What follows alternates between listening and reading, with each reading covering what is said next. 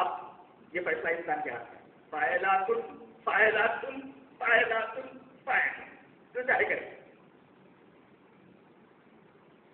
اور میں جہاں تک سمجھتا ہوں کہ ماں وزن تمام مارکس کو کھائی نہ جانے اس نے انسانیت کو یہ عجیب و غریب پیغام کیسے دیا.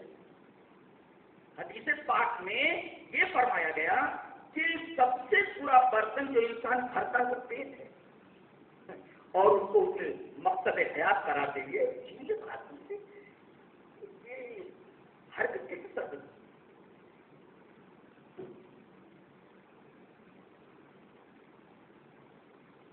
سچ ہے کہ اللہ تبارک و تعالیٰ اگر کسی کو ہدایت نہ دے تو آدمی کے چیزیں کام نہیں کرتا.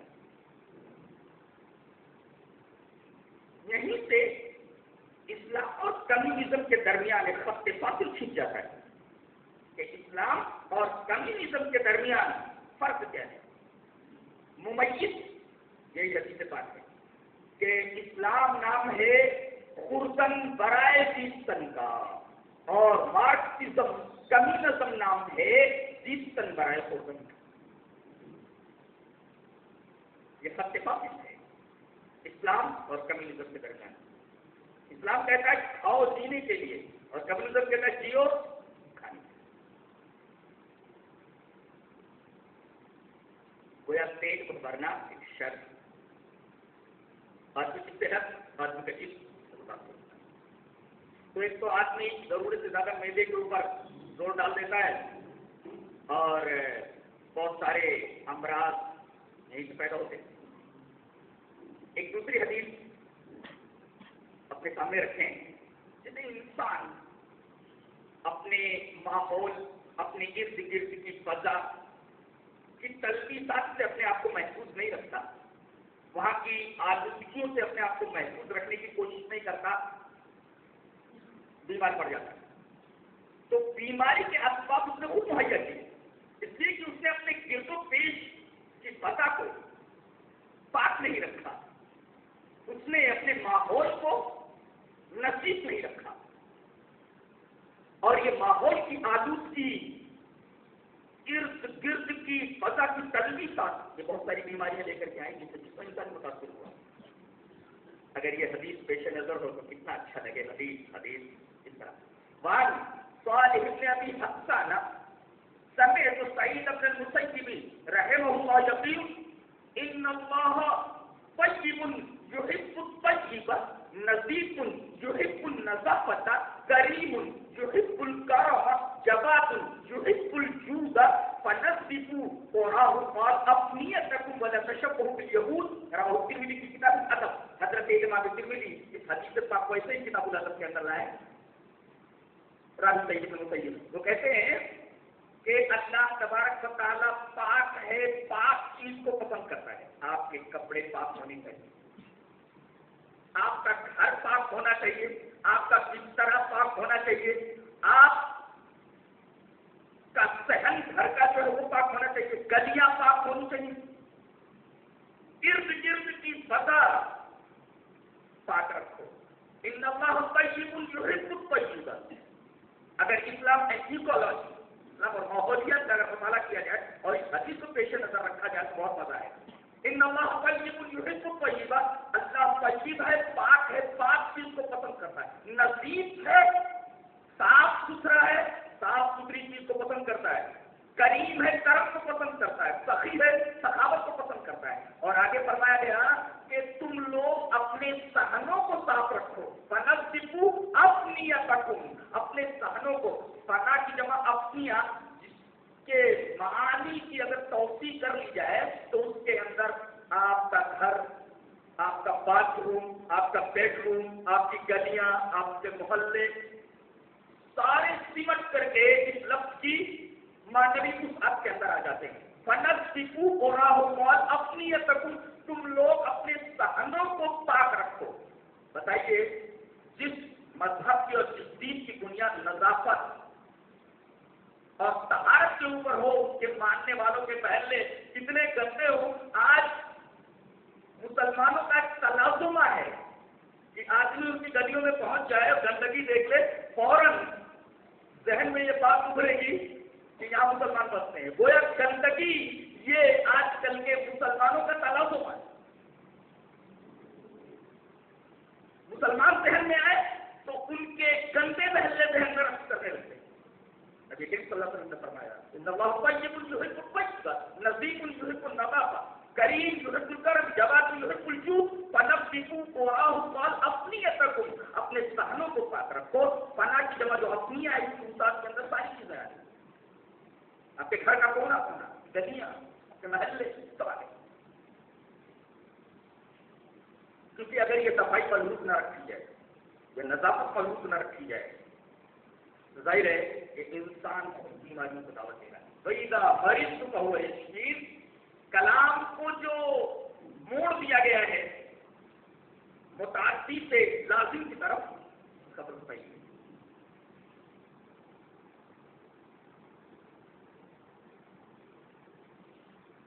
اسی طرح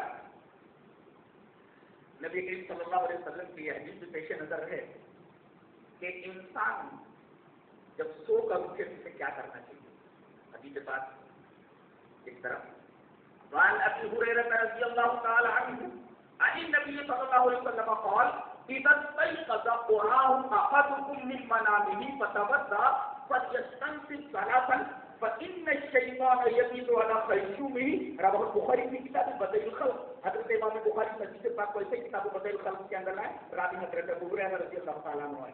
حضرت ابو ہریرہ فرماتے ہیں کہ نبی پاک صلی اللہ علیہ وسلم نے ارشاد فرمایا کہ جب کوئی آدمی نیند سے اٹھے تو وضو کرے اور وضو کرتے وقت اپنی ناک کو زور سے جھاڑے اس لیے کہ شیطان خیشوم کے اوپر اس کے خیشوم کے اوپر رات گزارتا ہے. جانتے ہیں فراڈ کے حلق سے جو پارٹس ہوتے ہیں وہ کتنے ہیں؟ لنکس ہیں 3 پیرنگس جو ہوتے ہیں. ایک تو میسو پیرنگس جس کو خیشوم بولتے ہیں اور دوسرے اورو پیرنگس اور تیسرے لیریکو پیرنگس. یہ بندہ شیطان فإن الشیطان یبیت علی خیشوم میسو پیرنگس کے اوپر رات گزارتا ہے. اور مشہور ٹی این ٹی ڈاکٹر عبد الملک سے میں نے جب مشورہ کیا اس تعلق سے تو انہوں نے ایک بڑی بات بتائی کہ اس کی 2 وجہیں ہیں کہ شیطان یہیں پر رات گزارتا ہے. ایک تو یہ کہ جس میں انسانی کے جتنے منافذ ہیں وہ اکثر و بیشتر بند ہی رہتے ہیں. جتنے بھی منافذ ہیں منہ ہیں اور دیگر منافذ ہیں وہ اکثر و بیشتر بند رہتے ہیں. لیکن یہ منفذین یہ دونوں منافذ ہمیشہ کھلے رہتے ہیں. تو جو منافذ کھلے ہوئے ہیں ظاہر ہے کہ وہیں وہ رات بتائے گا. لیکن جسم کے سارے منافذ اکثر و بیشتر بند ہی رہتے ہیں اور یہ منفذین ہمیشہ کھلے رہتے ہیں یہیں پر وہ رات گزارتا ہے. اور ایک بات اور بھی معلوم ہوئی کہ یہ اوپننگ سے لے کر کے یہ جو ناک ہے نوز ہے اس کی اوپننگ سے لے کر اینڈنگ تک کا جو ایریا ہے جو لوکیلٹی ہے وہ در حقیقت بہت سینسیٹیو ہے بہت حساس ہے. جسم کے تمام عضو سے زیادہ یہ حصہ یہ ایریا زیادہ حساس ہے اور اس کے ساتھ شاید دماغ سے مختلف رہتے ہیں. عجیب کو غریب حرکت کرتا ہے یہ بندہ کہ خیشوم کے اوپر ہی رات گزارتا ہے. فإن الشیطان یبیت علی خیشوم اس ٹکڑے کے اوپر ریسرچ کرنا ضروری ہے. اور ہومیوپیتھی کے جو ڈاکٹر ہیں اسی طریقے سے ایلوپیتھی جو ہیں اسی طریقے سے یونانی جو ڈاکٹر ہیں ان کو اس جملے کے اوپر ریسرچ کرنا چاہیے کہ نبی کریم صلی اللہ علیہ وسلم نے ایسا کیوں کہا.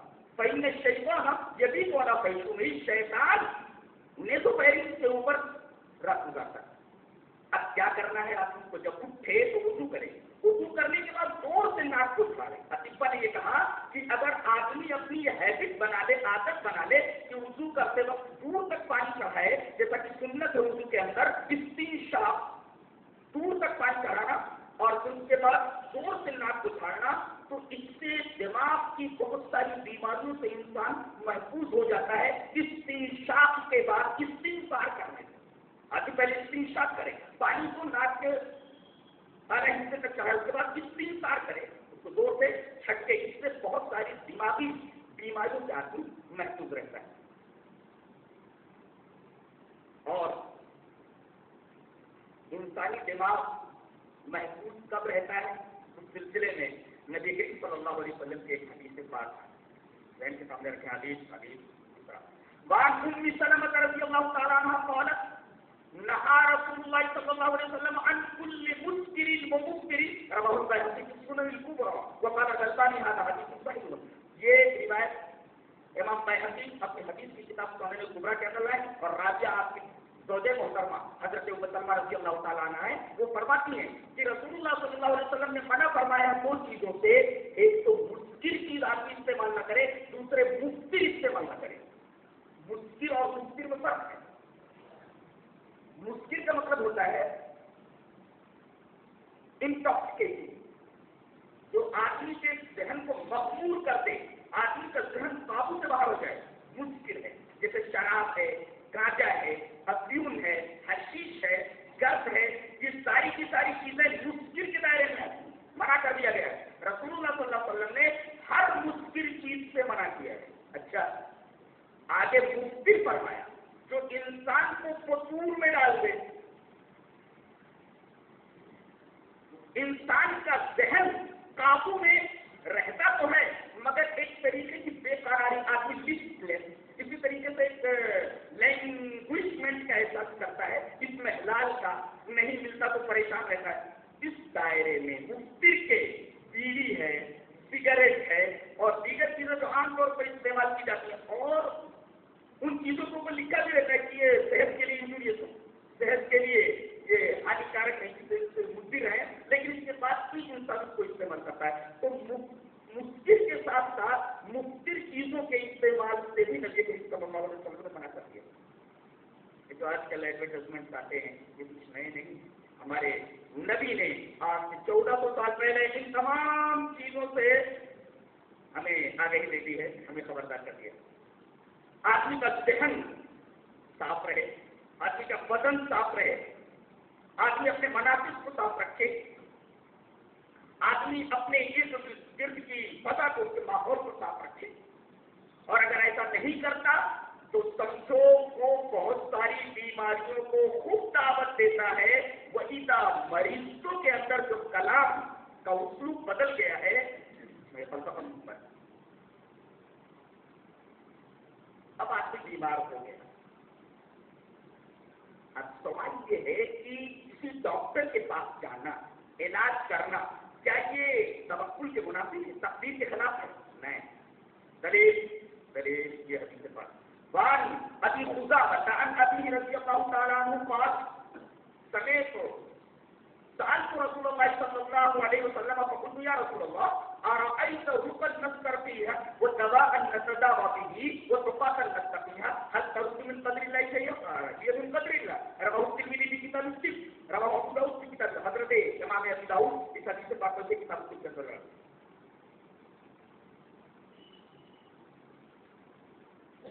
اب وہ خدا اپنے باپ سے روایت کرتے ہیں, وہ کہتے ہیں کہ میں نبی کریم صلی اللہ علیہ وسلم کی جناب میں آیا اور میں نے سوال کیا کہ اللہ کے رسول سوال کرنا چاہتے پوچھو.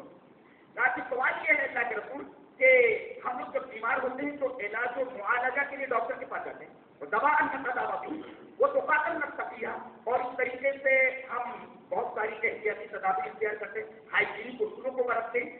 تو کیا یہ توکل کے منافی ہے؟ کیا اس سے تقدیر متاثر ہوتی ہے یا تقدیر کے خلاف ہے؟ حل ترد من قدر اللہ شیئا, بیمار ہونے کے بعد ڈاکٹر کے پاس جانا کیا یہ توکل کے منافی ہے؟ کیا یہ تقدیر کے خلاف ہے؟ نبی کریم صلی اللہ علیہ وسلم نے ارشاد فرمایا یہ من قدر اللہ, یہ علاج و معالجہ کرنا, ڈاکٹر کے پاس جانا, یہ بھی تقدیر میں ہے. گویا کہ یہ تدبیر کرنا, علاج و معالجے کا راستہ ڈھونڈنا, ڈاکٹر کے پاس جانا, یہ تدبیر کرنا تھا. حقیقت یہ تدبیر بھی تقدیر میں داخل ہے, یہ توکل کے منافی نہیں ہے. آدمی جب بیمار ہو تو ڈاکٹر کے پاس تو ضرور جانا چاہیے. گویا یہ بات معلوم ہوئی کہ علاج و معالجہ یہ تقدیر کے خلاف نہیں اور توکل کے منافی بھی نہیں ہے. بیمار ہو تو آدمی ڈاکٹر کے پاس جائے. اب ہم یہ بتائیں گے کہ سب سے اعلیٰ طریقے علاج کون سا ہے. میں یہ کہتا ہوں کہ سب سے اعلیٰ طریقے علاج روحانی علاج, اس سے بڑا کوئی علاج نہیں. میری مراد روحانی علاج سے یہ نہیں ہے کہ نام نہاد عاملین اور جھوٹے باباؤں کے در پر جا کر گری کرنا اور وہاں جا کر کے اپنے ایمان کو, اپنے وقت